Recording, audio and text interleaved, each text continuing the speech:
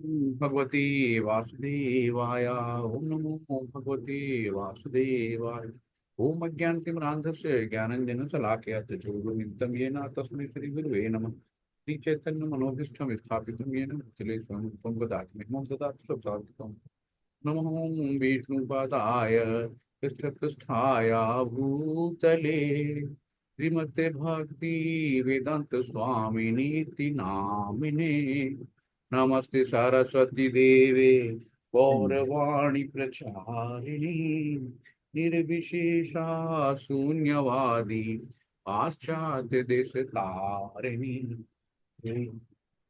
कृष्ण चैतन्य प्रभु नित्यानंदा श्री अद्वैत गदाधर श्रीवासदि गौर भक्त वृंदा। हरे कृष्णा हरे कृष्ण कृष्णा कृष्णा हरे हरे हरे राम राम राम हरे हरे। हरे कृष्णा कृष्णा कृष्णा हरे हरे हरे राम राम राम हरे हरे। हरे कृष्णा कृष्णा कृष्णा हरे हरे हरे राम राम राम हरे हरे। हरे कृष्णा। सभी को दंडवत हरे कृष्णा। स्वागत है आपका सभी का अध्याय 14 में। तो आज हम लोग प्रकृति के 3 गुणों पर पढ़ाई करेंगे। तो यहाँ पे पहला भगवान ही स्टार्ट करते हैं। श्री भगवान उवाच परम भूय प्रवक्ष्यामि ज्ञानानां ज्ञानमुत्तमं यज्ञात्वा मनुः सर्वे परासिद्धिमितो गताः। श्रील प्रभुपाद की जय। तो यहाँ भगवान ने कहा अब मैं तुमसे समस्त ज्ञानों में सर्वश्रेष्ठ इस परम ज्ञान को पुनः कहूंगा। तो भगवान ज्ञान पे ज्ञान कहते चले जा रहे हैं ना। गुहि ज्ञान गुहितम गुहित गुहि और गुहितम ज्ञान। सर्वश्रेष्ठ इस परम ज्ञान को पुनः कहूंगा जिसे जान लेने पर समस्त मुनियों में परम सिद्ध की प्राप्ति होती है। यहाँ भगवान राज एक और खोलने जा रहे हैं। जैसे कि बताया है कि 7वें अध्याय से लेकर 12वें अध्याय तक है ना? तो जो 7 से 12 अध्याय है, 1 से 6 हो गया कर्मयोग और 7 से 12 तक हमारा भक्ति योग चला है। भगवान ने बताया कि भक्ति चलती है। श्री कृष्ण परम सत्य भगवान के विषय में विस्तार से बताते हैं। अब भगवान स्वयं अर्जुन को आगे ज्ञान दे रहे हैं कि यदि कोई इस अध्याय को दार्शनिक चिंतन द्वारा भली भांति समझ ले तो उसे भक्ति का ज्ञान हो जाएगा। तो ये मतलब इस अध्याय को दार्शनिक चिंतन द्वारा भली भांति समझ ले तो उस भक्ति का, क्योंकि जब हमें ज्ञान नहीं होगा, बिन गुरु बिन होए न ज्ञान और ज्ञान बिन होए न वैराग्य। तो जब तक हमें ज्ञान नहीं होगा तब तक वैराग्य नहीं मिलेगा। इसी को कहा गया दार्शनिक चिंतन द्वारा भली बात समझ ले तो उसे भक्ति का ज्ञान हो जाएगा। 13वें अध्याय में स्पष्ट बताया जा चुका है कि विनय पूर्वक ज्ञान का विकास करते हुए भव बंधन से छूटा जा सकता है। तो भव बंधन क्या है? यही बंधन हमारे 3 गुण हैं, सतो रजो और तमो। तो इन बंधनों में हम बंधे हुए हैं और हमें हमारे जैसे हाथ बंधे हैं तो कौन हमारे हाथ खोलेगा? जिसके हाथ खुले होंगे। अगर सब बंधे ही हैं तो कौन खोल पाएगा किसी का हाथ? तो जो मुक्त आत्माएं होती हैं, जैसे गुरु महाराज जी होते हैं, गुरु लोग होते हैं, वो उनके हाथ खुले होते हैं तो हमारे हमको इन बंधनों से छुटकारा दिला सकते हैं। यह भी बताया गया है कि प्रकृति के गुणों की संगत के फलस्वरूप ही जीवन इस भौतिक जगत में बद्ध है। तो ये जो प्रकृति के गुणों सतो गुण तमो गुण रजो गुण जो इनकी संगति होती है ना, तो इनकी वजह से हम यहाँ भौतिक जगत में बद्ध जीवी हैं। तो हमें बद्ध है, यहाँ से हमें निकलना है और बिना ज्ञान के हम यहाँ से नहीं निकल पाएंगे। तो इसलिए ये जो अध्याय है यहाँ 13 से लेकर 18 तक ज्ञान योग चलता है। अब इस अध्याय में भगवान स्वयं बताते हैं कि वे प्रकृति के गुण कौन कौन से हैं, वे किस प्रकार क्रिया करते हैं, किस तरह बांधते हैं और किस प्रकार मोक्ष प्रदान करते हैं। तो इस अध्याय में जिस ज्ञान का प्रकाश किया गया है उसे अन्य पूर्व अध्याय में दिए गए ज्ञान से श्रेष्ठ बताया गया है। इस ज्ञान को प्राप्त करके अनेक मुनियों ने सिद्धि प्राप्त की है और वैकुंठ लोक के भागी हुए हैं। अब भगवान उसी ज्ञान को और अच्छे ढंग से बताने जा रहे हैं। ये ज्ञान अभी तक बताए गए समस्त ज्ञान योग से कहीं अधिक श्रेष्ठ है और इसे जान लेने पर अनेक लोगों को सिद्धि प्राप्त हुई है। अतः ये आशा की जाती है कि जो भी इस अध्याय को समझेगा उसे सिद्धि प्राप्ति होगी। हरि बोल। तो बहुत ध्यान से समझिएगा, सिद्धि मिल जाएगी, भगवान ने स्वयं कहा है। तो इस ज्ञान में स्थिर होकर मनुष्य मेरी जैसी दिव्य प्रकृति यानी स्वभाव को प्राप्त कर सकता है। इस प्रकार स्थिति हो जाने पर वो ना तो सृष्टि के समय उत्पन्न होता है और न प्रलय के समय विचलित होता है। भगवान कहते हैं अगर इसको ये ज्ञान मिल गया तो भगवान के तरह यानी भगवान की तरह दिव्य प्रकृति, जैसे भगवान देखो यहाँ पे सब दिखाए ना कैसे बैठे हैं सब लोग, भगवान की तरह केवल दो अंतर होता है, कौस्तुभ मणि होती है और एक माला होती है, वैजंती माला। तो ये छोड़ के एकदम हूबहू भगवान की तरह होती प्रकृति जो उस प्रकृति को पहुंच जाता है, दिव्य प्रकृति को पहुंच जाता है, तो उसका फिर से न तो यहाँ पे जन्म होता है और न वो प्रलय के समय नष्ट होता है। तो मतलब दोबारा इस दुखालय शाश्वतम उसे आना नहीं पड़ता है जो इस ज्ञान को समझ जाता है। सर्वयोनिषु कौन्तेय मूर्तयः सम्भवन्ति याः तासां ब्रह्म महद्योनिर्बीज प्रद पिता। तो भगवान कहते हैं कि बीज प्रदह पिता, कि सारे जितने भी कहते हैं ना मुर्गी पहले आई अंडा पहले आई, सब भगवान कहते हैं सारे बीजों का बीज मैं हूं। तो जितनी भी चीजें यहाँ पे हैं सबका बीज पिता मैं ही हूँ, भगवान स्वयं कहते हैं। तो हे कुंती पुत्र, तुम ये समझ लो कि समस्त प्रकार के जीव योनियों इस भौतिक प्रकृति में जन्म द्वारा संभव हैं और मैं उनका बीज बताता हूँ। तो भगवान सब कहें ना कि बीज कहाँ से आया, भगवान के पास से आया। तो सबसे पहले बीज आया।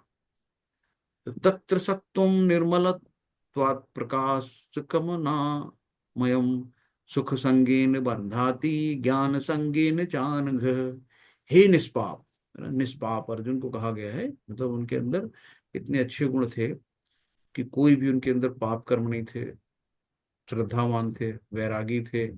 वैरागी क्यों थे, कहते नहीं कि भाई अगर हम इस तरह के सुख से अच्छा है कि हम भीख मांग के खा लेंगे। तो जो वैरागी सन्यासी होता है वो भीख मांग के खाता है।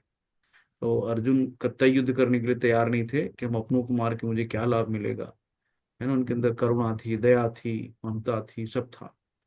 इसीलिए उनको कहा कि हे निष्पाप, सतोगुण अन्य गुणों की अपेक्षा अधिक शुद्ध होने के कारण प्रकाश प्रदान करने वाला है और मनुष्यों को सारे पाप कर्मों से मुक्त करने वाला है। जो लोग इस गुण में स्थित होते हैं वे सुख तथा ज्ञान के भाव में बंध जाते हैं। तो ये कोई भी गुण हो, सतोगुण बहुत अच्छा होता है, लेकिन सतोगुण भी क्या करता है कि हमें बांधता है ना। तो हमें कहाँ बांधता है, ज्ञान के उसमें, कि हम बहुत ज्ञानी हैं, मुझे बहुत नॉलेज है और मुझे बहुत आता है। तो ये भी एक बंधन हुआ, ये भी कहम हो गया कि तो ज्यादा ज्ञान होना भी उसको बांधता है। तो सतोगुण में भी ऐसा नहीं कि सतोगुण में आ गए तो सब कुछ बढ़िया हो गया।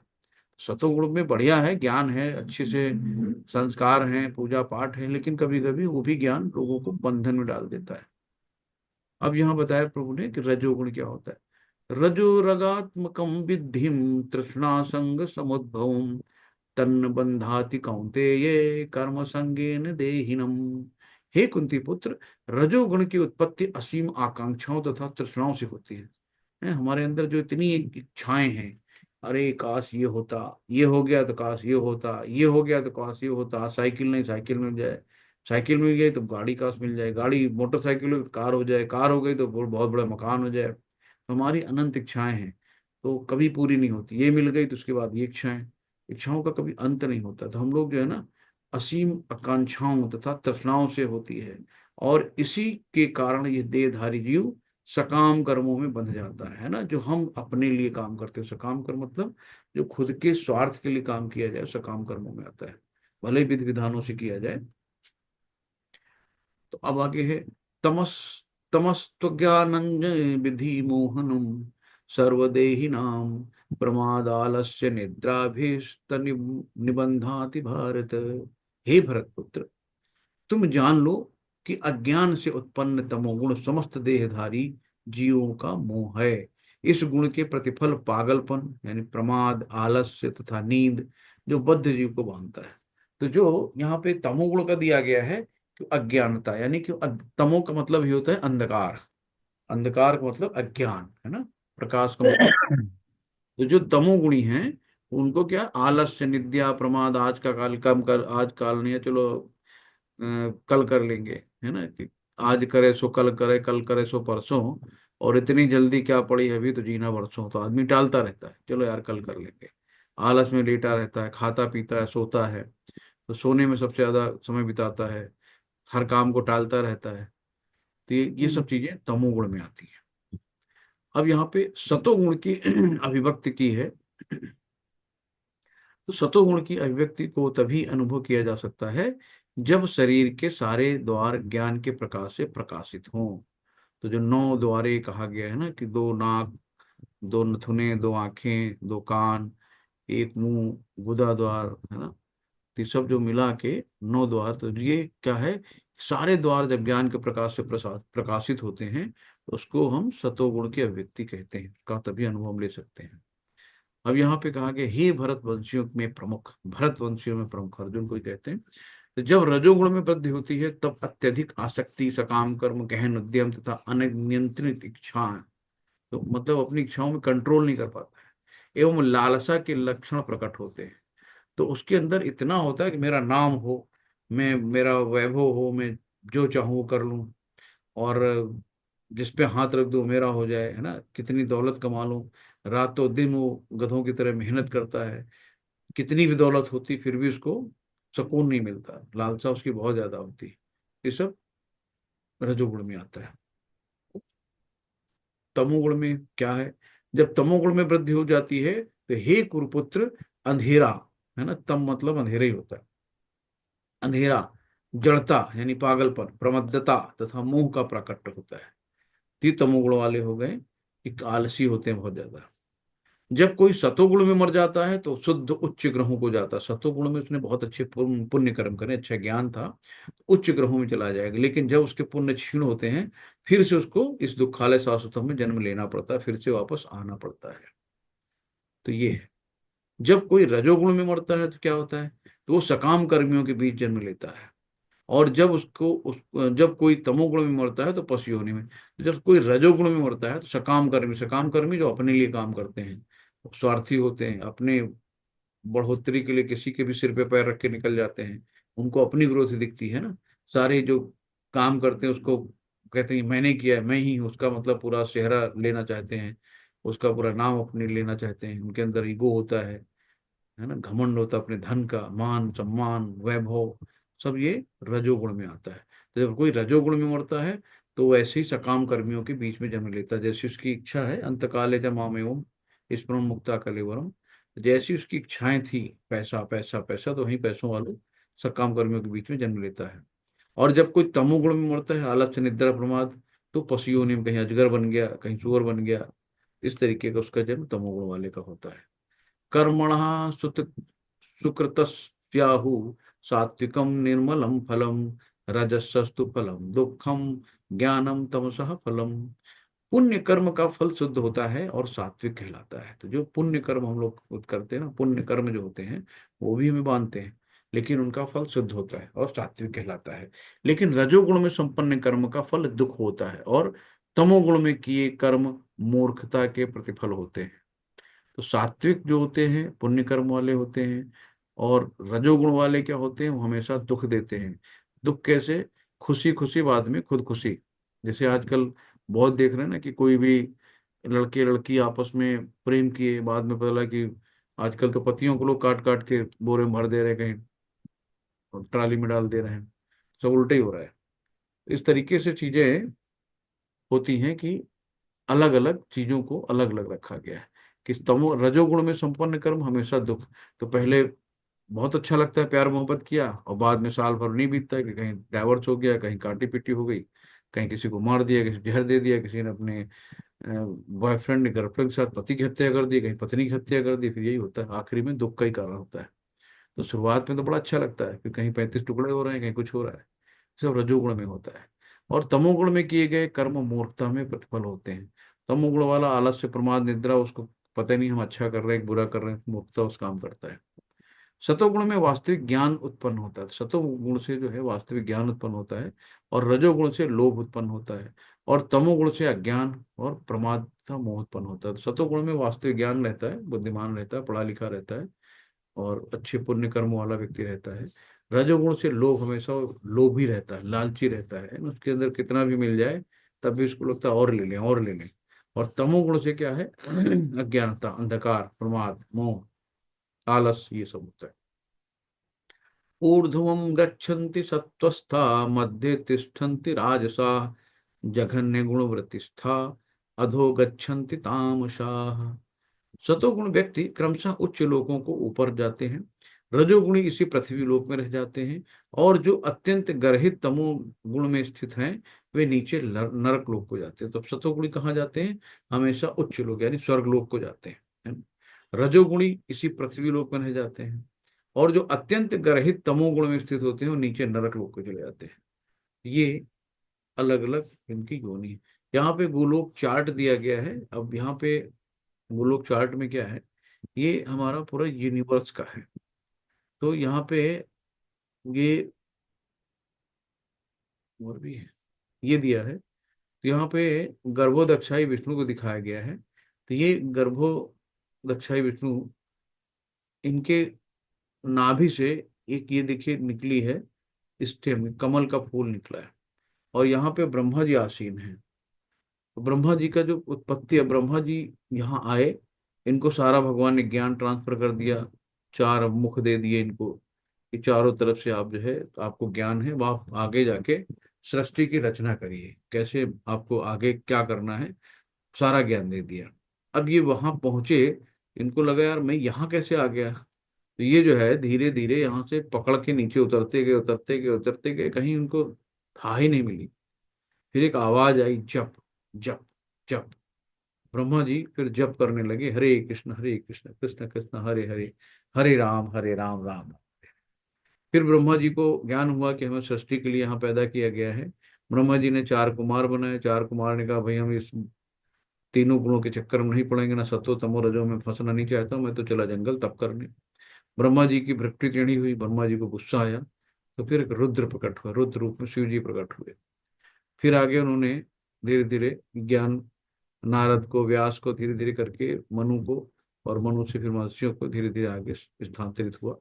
इस तरीके से सृष्टि बनती गई। अब यहाँ पे ब्रह्मा जी के नीचे, तो जो सबसे ऊपर ब्रह्मलोक है, उसके नीचे पृथ्वी बीच में आती है, तो 14 लोक मिलते हैं पूरे। तो इस तरीके से पृथ्वी के ऊपर 6 लोक हैं और 7 लोक नीचे हैं। तो इस तरीके ये नीचे नरक लोक हो गए, ऊपर स्वर्ग लोक हो गए, बीच में पृथ्वी हो गई। इस तरीके से हम इसको समझ सकते हैं। और ये काफी विस्तृत है। 3 तरह के विष्णु होते हैं। तो ये जब आप लोग सेकंड लेवल पे जाएंगे तो इसको और ही अच्छे से समझाया जाएगा। इसमें काफी चीजें हैं।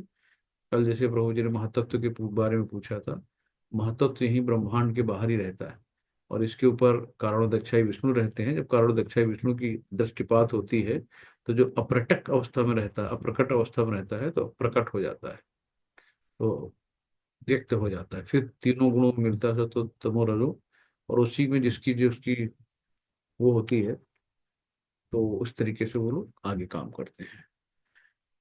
जब कोई अच्छी तरह जान लेता है कि समस्त कार्यों में प्रकृति के 3 गुणों के अतिरिक्त अन्य कोई कर्ता नहीं है, तो और जब वह परमेश्वर को जान लेता है तो इन 3 गुणों से परे है, तो वह मेरे दिव्य स्वभाव को प्राप्त होता है। तो जब कोई अच्छी तरह से जान लेता है कि समस्त कार्यों में प्रकृति के 3 गुणों के अतिरिक्त अन्य कोई कर्ता नहीं है, तो जो भी यहाँ होता है, जो भी हम यहाँ कर्म करते हैं, हम नींद आ रही है, समझ लो तमोगुण में बैठे, आलस में बैठे, कोई काम नहीं है ना। बहुत कार्य करने की कैपेसिटी है कि आज यार ये 24 घंटे के होते 36 घंटे होना चाहिए, और पैसा और पैसा और पैसा बनाना, समझ लो रजोगुणी है। सतोगुणी है, थोड़ा सा धर्मार्थ है, करता है, अच्छी ज्ञान देता है, शिक्षा देता है ना, पूजा पाठ करता है, समझ लो सतोगुणी है। ये सब क्या है, फिर भी ये सब बंधन के ही कारण है। तो इस तरीके से जब अगर इन 3 गुणों से परे हो जाए, यानी इन 3 बंधनों से परे हो जाए, तो भगवान कहते हैं मेरे दिव्य स्वभाव को प्राप्त होता है। तो हमें गुणातीत बनना है, यानी 3 गुणों से बाहर निकलना है। तो जब देहधारी जीव भौतिक शरीर से संबद्ध इन 3 गुणों को लांघने में समर्थ होता है, तो वो जन्म, मृत्यु, बुढ़ापा तथा अनेक कष्टों से मुक्त होता है। जन्म, मृत्यु, जरा, व्याधि, है ना, व्याधि अनेक कष्ट हो गए, तो यहाँ इसी जीवन में अमृत का भोग कर सकता है। तो जब हम गुणातीत बन जाते हैं, यानी कि 3 गुणों को लाग जाते हैं, जो कि बहुत असंभव काम है, बिरले ही लोग कर पाते हैं। हम बद्ध जीव तो वहां तक कैसे पहुंचेंगे पता नहीं। तो तीनों गुणों को जो लांघने में समर्थ होता है वो जन्म मृत्यु बुढ़ापा तथा अनेक कष्टों से मुक्त होता है। इसी जीवन में अमृत का भोग कर सकता है। तो उसको अलग से कोई अमृत रसपान नहीं मिलेगा। अगर वो अपने आप को गुणातीत बना लेता है तो इसी जीवन में उसको जो है अमृत प्राप्त होता है। और नेक्स्ट कहते हैं कि अर्जुन ने पूछा, हे भगवान, जो इन तीनों गुणों से परे है वो किन लक्षणों के द्वारा आचरण कैसा होता है। मतलब उसको क्वेश्चन कर रहे हैं अर्जुन कि अगर मान लो तीनों गुणों से परे होगा तो उसका लक्षण कैसा होगा, उसका आचरण कैसा होगा, और वो प्रकृति के गुणों को किस प्रकार लांघता है और अपने ये जो तीनों बंधन है इन बेड़ियों को कैसे पार कर सकता है। तो ये पूछ रहे हैं अर्जुन भगवान से। भगवान ने कहा, हे पांडव पुत्र, जो प्रकाश आसक्ति तथा मोह की उपस्थिति होने पर उसे ना उससे घृणा करता है और ना लुप्त हो जाने पर उसकी इच्छा करता है। तो मतलब जिसको किसी से कोई मतलब नहीं ना उसके अंदर लोभ है और ना ही कोई आसक्ति है, ना किसी से द्वेष करता है ना घृणा करता है, जो भौतिक गुणों की इन समस्त प्रक्रियाओं से निश्चल तथा अविचलित रहता है ना, एकदम निश्चल और अविचलित, किसी चीज से विचलित नहीं होता है। और ये जानकर कि केवल गुण क्रियाशील है, उदासीन तथा दिव्य बना रहता है, न्यूट्रल अपने आप में रखता, कोई मतलब ही नहीं है। जो अपने आप में स्थित और सुख तथा दुख को एक समान समझता है, वो सुख में भी ना बहुत ज्यादा उत्साहित होता है ना दुख में बहुत ज्यादा रोता है, एक सा रहता है। जो मिट्टी के ढेले पत्थर एवं चूर्ण के टुकड़े को समान दृष्टि से दिखता है, उसके आगे हीरा भी रख दो, जवाहरात भी रख दो, सोना चांदी रख दो, उसके समान वो मिट्टी के समान है। तो उससे ज्यादा कुछ नहीं है, उसको अहमियत देता है। और जो अनुकूल तथा प्रतिकूल के प्रति समान भाव रहता है, अब चाहे दुख हो या सर्दी हो, गर्मी हो, सुख हो, सब में समान दृष्टि से रखता है। जो धीर है ना, यानी जिसने अपने मन को नियंत्रण कर लिया है, और प्रशंसा तथा बुराई, मान तथा अपमान में समान भाव से रहता, संभाव रहता है उसका। जो शत्रु तथा मित्र के साथ समान व्यवहार करता है, और जिसने सारे भौतिक कार्यों का परित्याग कर दिया है, ऐसे व्यक्ति को प्रकृति के गुण से अतीत कहते हैं। उसको प्रकृति के गुणों से गुणातीत कहते हैं ना, गुणातीत है ना। तो यानी कि वो मानो कि वो इन तीनों गुणों को नांग गया है, जैसे कि यहाँ पे नारद मुनि को दिया गया है कि गुणातीत है, शुद्ध वैष्णव है। माँ चयो व्यभिचारेण भक्ति योगे तो सेवते सह गुणान समतीत्यैतान ब्रह्म भूयाय कल्पते। जो समस्त परिस्थितियों में अविचलित भाव से पूर्ण भक्ति में प्रवृत्त रहता है, वो तुरंत ही प्रकृति के गुणों को लांघ जाता है और इस प्रकार ब्रह्म के जीव स्तर तक पहुंच जाता है। यानी कि जो समस्त परिस्थिति, कोई परिस्थिति कैसी भी हो, अच्छी बुरी है ना, सुख दुख कैसी भी हो, उसमें अविचलित भाव रहता है, कभी विचलित नहीं होते कि आज बहुत पैसा आ गया तो बड़े बल्ले बल्ले हो गए, कल प्रॉब्लम हो गई तो रोना शुरू हो गया। कुछ नहीं, एक भाव, समभाव। तो तुरंत ही प्रकृति के गुणों को लांघ जाता है। तो ऐसा व्यक्ति इन गुणों को तुरंत लांघ जाता है। कौन से? सतो तमो रजोगुण की बात हो रही है। इस प्रकार ब्रह्म के स्तर तक पहुंच जाता है। जब इन तीनों गुणातीत हो जाएगा तो ब्रह्म के स्तर तक पहुंच सकता है, ये कहा गया। ब्राह्मण हुए प्रतिष्ठा हम, ब्राह्मणो हि प्रतिष्ठाहं मृतस्य अव्ययस्य च शाश्वतस्य च धर्मस्य सुखस्य एकांतिकस्य च। और मैं ही उन निराकार ब्रह्म का आश्रय हूँ जो अमर्त्य, अविनाशी तथा शाश्वत हैं और चरम सुख का स्वाभाविक पद है ना? तो भगवान ने कहा है कि निराकार ब्रह्म का आश्रय हूं। मैं उस निराकार ब्रह्म जिसको हम लोग ब्रह्म ज्योति कहते हैं, है ना, कि भगवान का जो शरीर का तेज है, यानी या फिर उसको ओम भी कह सकते हैं, जो अमर्त्य है, यानी कि जिसका कभी मृत्यु नहीं होती, नष्ट नहीं होता, विनाशी, जिसका कभी नाश नहीं होता, शाश्वत यानी इटर्नल पावर, है ना, जो कभी नष्ट नहीं होता है, और चरम सुख का स्वाभाविक पद है। तो भगवान कहते हैं मैं उसका आश्रय हूं। यहाँ पे कहते हैं ब्रह्मा का स्वरूप है अमरता, ठीक, अविनाशिता, शाश्वता तथा सुख। ब्रह्म तो दिव्य साक्षात्कार का शुभारंभ है। तो ब्रह्म का स्वरूप है, ब्रह्मा नहीं, सॉरी, ब्रह्म का स्वरूप है अमरता, अविनाशिता, शाश्वता तथा सुख। ब्रह्म तो दिव्य साक्षात्कार का शुभारंभ है। तो जो वही ना दिव्य ज्योति, ब्रह्म ज्योति, परमात्मा इस दिव्य साक्षात्कार के मध्य द्वितीय अवस्था है, और भगवान परम सत्य के चरम साक्षात्कार हैं। भगवान जो है परम सत्य के चरम साक्षात्कार है, और ये जो दिव्य ज्योतियां हैं तो भगवान के शरीर का तेज है। तो जीव यद्यपि स्वभाव से ब्रह्म होता है ना, तो जीव को ब्रह्म भी कहते हैं, और परम ब्रह्म यानी परमेश्वर होता है। लेकिन उसमें भौतिक जगत तथा प्रभुत्व जताने की इच्छा रहती है, जिसके कारण वो नीचे गिरता है। तो हमारे अंदर भी शौक था, चलो यार हम भी मालिक बने, कृष्ण जी तो यहाँ मालिक बने हैं, तो हमारे अंदर भी आए कि हम भी मालिक बने, हम भी बच्चों के ऊपर राज करें, हम भी एंजॉय करें जाके वहां पे, हम भी अपनी इंद्रियों को तृप्त करें। तो उसने इच्छा जाहिर करी जीव ने, भगवान ने तुरंत इसको नीचे पृथ्वी भेज दिया कि जाओ भाई तुम भी अपना मालिकाना हक जता लो, अपने परिवार के मुखिया बन जाओ। लेकिन अनजाने में यहाँ कोई सुख में नहीं, सब दुखाले शाश्वतम है। यहाँ आके पता लगा कि हम कितने दुखी हैं। तो फिर जब ये ज्ञान हो गया कि यहाँ कोई सुख नहीं है, तो यहाँ से निकलना ही बहुत अच्छा है। तो निकलने के लिए हमें इन सब चीजों का ज्ञान होना चाहिए, है ना, पढ़ाना चाहिए, कैसे हम इनसे गुणातीत बनते हैं, कैसे इन गुणों से हम परे जा सकते हैं, कैसे हम अपने गुस्सा को छोड़ सकते हैं, कैसे आलस को छोड़ सकते हैं, कैसे हम क्या करें कि भक्ति में और प्रगाढ़ता है ना, कैसे हमारी भक्ति बढ़े, कैसे हम भगवान के प्रति और स्नेह बनाए, कृष्ण से प्रेम हमारे लिए कैसे बढ़े। ये सब जो है भक्तों का संग, साधु और शास्त्र के जरिए ही हो सकता है। तो हमने अपने यहाँ पे प्रभुत्व जनाने जताने की इच्छा के कारण जन्म लिया है। तो पूर्ण कृष्ण भावना मृत में भक्ति में प्रवृत्त होने पर वह दिव्य पद को प्राप्त होता है, और उसमें प्रकृति को वश में करने की जो इच्छा होती है वो दूर हो जाती है। जब हम इस कृष्ण भावना मृत में आएंगे तो हमें सब चीजें बेकार लगी, क्या क्या खाना, दो रोटी है, एक छत हो सोने के लिए, तो क्यों इतनी हाय हाय करे, है ना। कोई सोना चांदी तो खाता नहीं, हीरे जवाहरात खाना है, चाहे जितना पैसा हो, वो भी दो रोटी खाता है, दो रोटी हम लोग भी खाते हैं, है ना। तो कोई ऐसा तो है नहीं कि वो बहुत पैसा है वो तो सोने हीरा जवाहरात खाता होगा, सोना चांदी खाता होगा, खाता दो रोटी होगा, लेकिन लालसा बहुत है। तो जब कृष्ण भावनामृत में आते हैं तो इन सब चीजों को हम, हमारी इच्छाएं दूर हो जाती हैं, हमको इन सब ठीक अच्छे नहीं लगता, लगता है सब बेकार है। भक्ति एक सबसे सरल है, अच्छी है।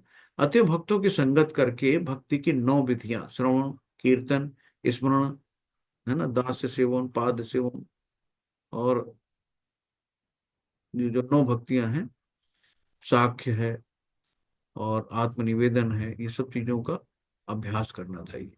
धीरे धीरे ऐसी संगत से तथा गुरु के प्रभाव से मनुष्य की प्रभुत्ता जताने वाली इच्छा समाप्त हो जाती है। तो फिर हम अपने आप समझ जाते हैं कि हम यहाँ मालिक नहीं, हम यहाँ नौकर हैं, दास बन के आए हैं। तो अपनी दासत्वता को स्वीकार कर लेता है, और भगवान की दिव्य प्रेम भक्ति में दृढ़ता पूर्वक स्थिर हो सकेगा। इस विधि की संस्तुति इस अध्याय के 22वें श्लोक से लेकर इस अंतिम श्लोक में की गई है। यहाँ पे बुक से आप देख सकते हो। तो भगवान की भक्ति अतीव सरल है।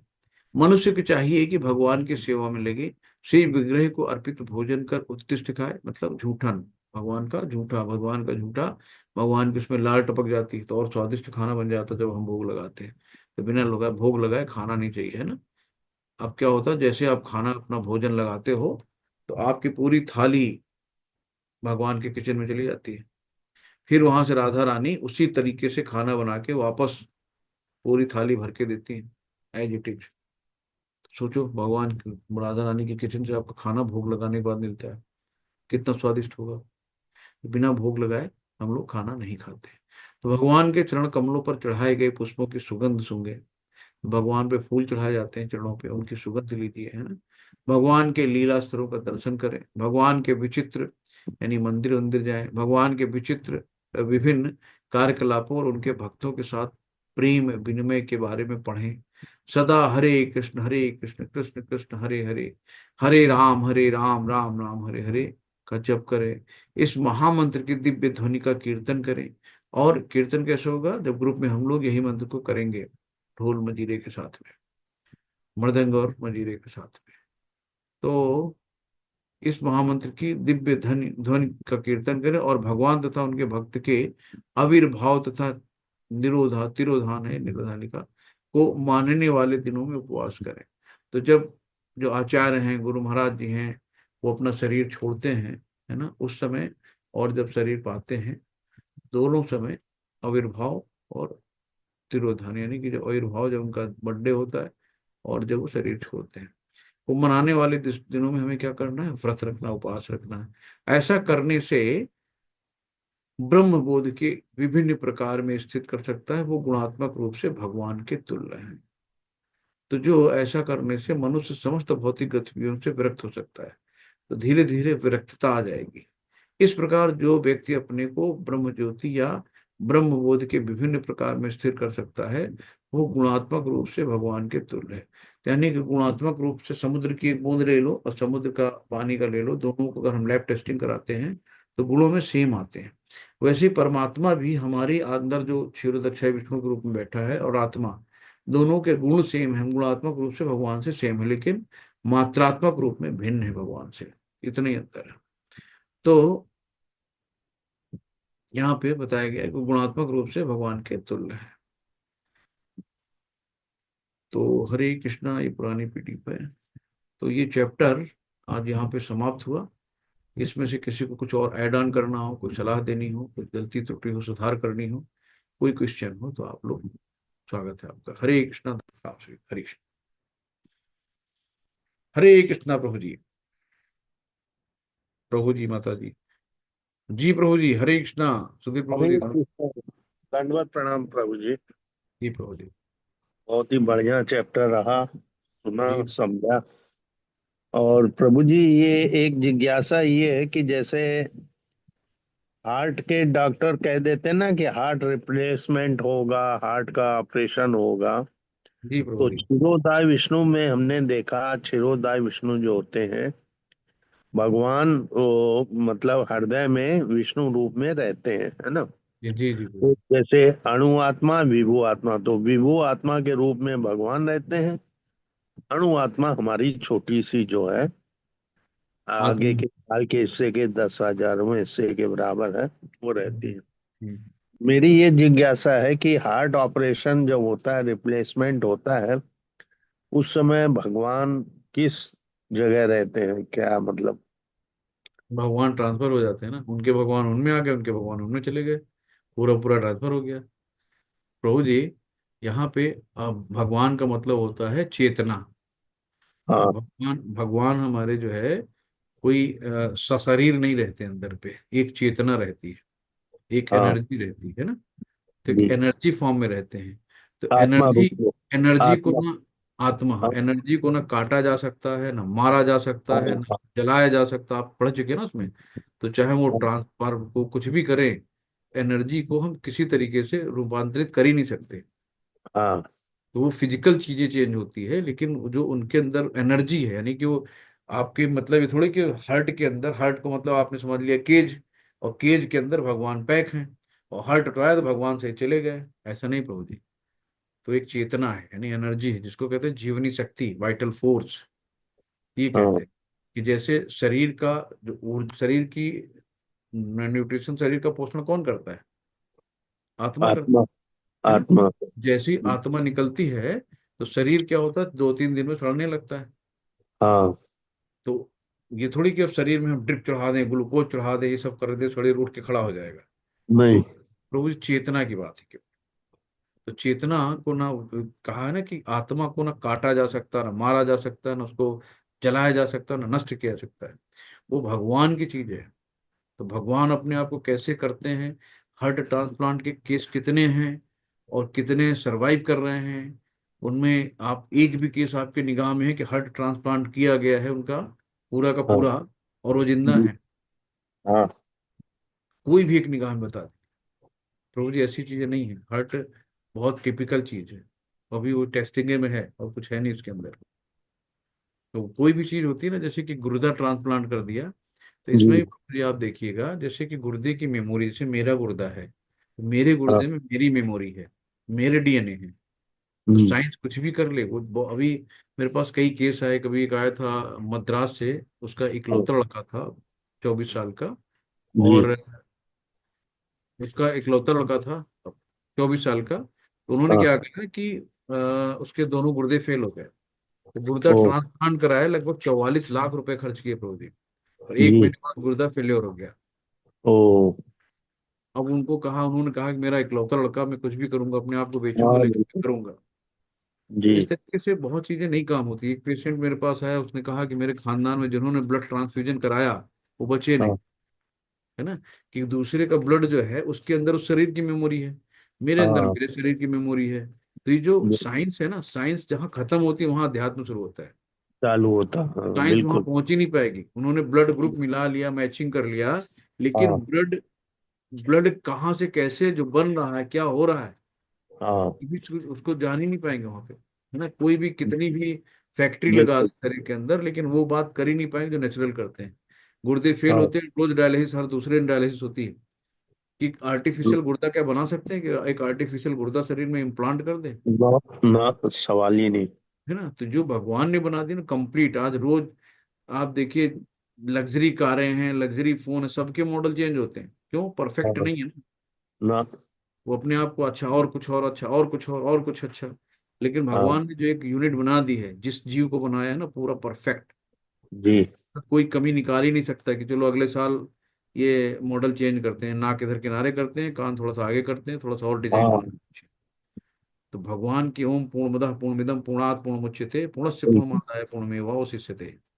तो भगवान की हर बिल्कुल। एक चीज परफेक्ट है, उसमें कुछ है ही नहीं बट। तो यहाँ पे हम लोग जितनी करते हैं ना खुराफेट, तो वही भगवान पूछेगा यार हमने तुमको गुर्दे लगा दिए थे, गुर्दे कहाँ छोड़ा है? हाँ है ना। तो कोई भी चीजें जो है काटा पीटी बहुत ज्यादा। आप देखो ना, कितने लोग आईसीयू में जाते हैं, कितने लोग लौट के आते हैं, आप बताओ। बिल्कुल। डॉक्टर के हाथ में 302 का खुला लाइसेंस है, मतलब 302 मर्डर कर दे बिल्कुल। लेकिन उसको कोई फांसी नहीं होती है। और डब्ल्यूएचओ का सर्वे है कि लगभग 30 से 32% लोग हॉस्पिटल हाँ जाके मरते हैं, अगर हॉस्पिटल ना जाते तो ना शायद बच जाते। हाँ, और ज्यादा जी जाते, तो कैंसर वहां है जाके और। इतनी ज्यादा बॉडी के साथ पेन होती है कि आत्मा, जैसे कि भाई किसी का घर गिरा दो, खंडहर हाँ कर दो घर को, तो क्या उस घर में कोई रहेगा? ना। तो जब शरीर इतना क्षतविक्त कर देते हैं आईसीयू में ले जाके, इतने हाँ ड्रिप लगा लगा के शरीर को फुला देते हैं, सब पानी भर जाता है शरीर के अंदर। और बिल्कुल। इतना वेंटिलेटर और नाक में नली कान में नली, तो शरीर इतना क्षतिग्रस्त हो जाता है खंडहर की तरह, कि आत्मा जी। वहां से पहले ही निकल के भाग जाती है कि यार इस घर में तो घर में रहने लायक ही नहीं बचा। हाँ। ये केस मेरे साथ हुआ, मेरे लैंडलॉर्ड थे, उनकी मिसेज, तो जी। उनको डॉक्टर ने कैंसर बताया। जी। अब उनको बोला कि कम से कम 35-40 लाख का खर्चा है, तो हाँ लीवर में प्रॉब्लम हो गई है। तो अब उनके पास इतने पैसे भी नहीं थे, और उनको पता भी था कि मान लो हम 35 हाँ। कर्जे भी काढ़े हैं तो अब भी बचा नहीं पाए, कैंसर का कोई इलाज है नहीं। बिल्कुल। फिर वो मेरे पास आए, हम्म। तो मैंने उनको काफी हद तक ठीक किया। जी। ठीक करने के बाद मैं चला गया था वृंदावन, 84 कोस यात्रा में। जी। उस बीच उनकी बेटी का बेटी का बेटा था, उसका बर्थडे उड्डे था। अच्छा। फ्लैट में रहती कहीं 13 मंजिल ऊपर। हाँ वो प्रेम में चली गई वहां पे, कुछ खा पी भी लिया होगा। उसके हाँ। बाद उनको सीवियर वीकनेस आ गई। फिर मेरे पास फोन किया, तो हमने कहा प्रभु जी हम तो भी लौटेंगे, 3-4 दिन लग जाएगा मुझे वृंदावन से वापस आने में। बिल्कुल। हाँ उनको वीकनेस बहुत आ गई है, तो उठ भी नहीं पा रही हैं, अचानक ये हो गया। हाँ। तो उन्होंने कहा चलो भर्ती करा देते हैं, तो मैं ठीक, कहीं ड्रिप ड्रिप करवा दो, हाँ। फिर तब तक मैं आके देखता हूँ। फिर एक बार हॉस्पिटल में गए, कोई लौट के तो आता नहीं, हॉस्पिटल में गए नहीं कि बिल्कुल। उनका तुरंत ये बिल वो बिल ये बिल दुनिया भर का, उनका गुर्दे भी फेल कर हाँ दिया, उनका बिल्कुल। डायलिसिस भी हो गई, सब कुछ हो गया। बाद में जब ने देखा, पूरा शरीर एकदम नीला पड़ा था, सारे ओ। शरीर में पानी भरा था, खाल अगर छू लो तो हाथ में आ जाए, पानी, हाँ बिल्कुल। इतना बुरी दशा हो गई। तो जब मैं गया तो मैंने कहा, मैंने सोचा अब तो कुछ हो ही नहीं सकता, इनका आखिरी समय है।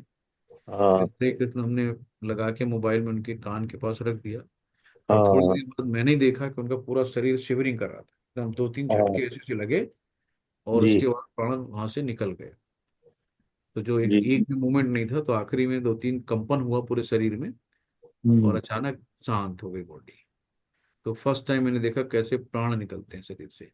फिर जी। उनकी जो नंद थी, वो गायत्री परिवार से जुड़ी हैं, वो हाँ। बहुत काफी भक्त हैं, वो भी अच्छी। तो उनसे वो एज में ही बड़ी थी, तो जो पूजा हम्म। कर रही थी, तो हम्म। उनकी आत्मा यानी आई वहां पे पूजा घर हाँ में, हाँ। और उनको एहसास हो गया उनकी नंद को कि आई हैं। ठीक बात। प्रभु जी, प्रभु जी, जी, हरे कृष्णा। हरे कृष्णा। प्लीज इस टॉपिक को बंद कर दीजिए, प्लीज। हरे मेरी कृष्णा। रिक्वेस्ट है। चलिए चलिए, ठीक ठीक बताइए। तो नहीं नहीं, ये मत बताना चाह रहा कि उन्होंने ये बताया कि वो शरीर रहने लायक नहीं था, इसलिए हम जी। के चले गए। उन्होंने पूछा कि तुम इतनी जल्दी क्यों चली गई, आखिरी एपिसोड है। तो उन्होंने कहा कि वो दीदी शरीर रहने लायक नहीं था, इसलिए हम उस शरीर को छोड़ के चले गए। तो ये कहने का मतलब कि इतना ज्यादा डॉक्टरों ने उसका मिस बिहेव किया उनके साथ में कि पैसे भी गए और शरीर भी खराब हो गया। तो इस तरीके की ट्रीटमेंट अनन फानन हो जाती है। बहुत ज्यादा ट्रीटमेंट के चक्कर में भी चल के कुछ नहीं होता है। शांति से हरे जो। कृष्णा, हरे कृष्णा, हरे कृष्णा। हरे कृष्णा आदरण प्राप्त सर, हरे कृष्ण। जी। चलिए फिर चलते हैं फिर हम लोग, है ना। हरे कृष्णा। वांछा कल्पतरुभ्यश्च कृपा सिंधु एवं च पतितानां पावनेभ्यो वैष्णवेभ्यो नमः। अनंत कोटि वैष्णव बंद की जय, श्रील प्रभुपाद की जय, सभी भक्तों की जय हो, गुरु महाराज जी की जय। हरे कृष्णा। हरे कृष्णा प्रभु जी, दंडवत प्रणाम। हरे कृष्ण।